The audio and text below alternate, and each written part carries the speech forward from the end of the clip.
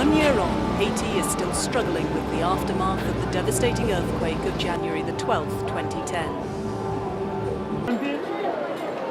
A disaster that had a profound impact. More than 200,000 people died. More than 200,000 people died, perished in the earthquake.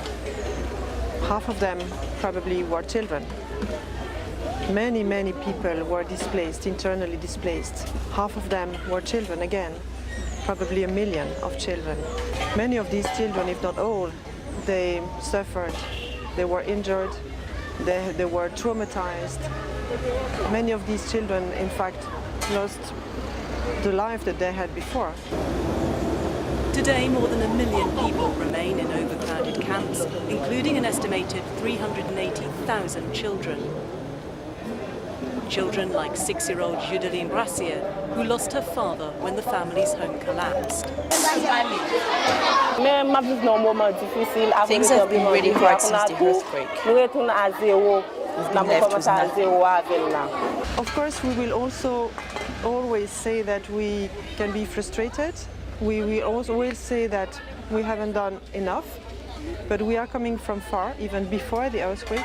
So I think we have made many achievements. None more important, perhaps, than getting children back to school. UNICEF has rebuilt 57 historic schools with children like Judeline and many more underway. Schools which, besides providing education, play a crucial supportive role.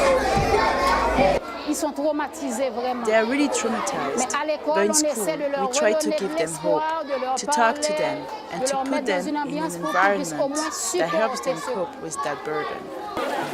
UNICEF has ensured that children living in the camps are provided with safe water and child-friendly spaces, making sure they have access to vaccinations and health services, preventing them from becoming malnourished and protecting them from harm. But the earthquake was not the only unprecedented emergency Haiti suffered in 2010. The cholera outbreak that became an epidemic and that is now endemic in this country was also unprecedented. It blew up. We have more than 100,000 cases, and we know that we will have more. Combined with hurricane flooding and the political crisis, cholera in particular has presented a massive challenge. UNICEF played a key role in the rapid response to the outbreak by mobilizing staff, resources and life-saving supplies, and has since helped set up 72 cholera treatment centres. But these successive crises have slowed the progress of recovery.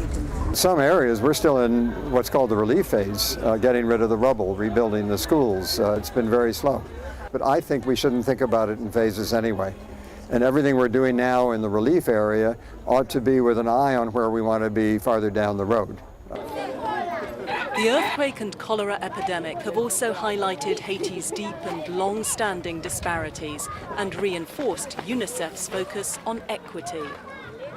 When you see the situation here and you realize that there are so many things to do, and sometimes you do not know where to start.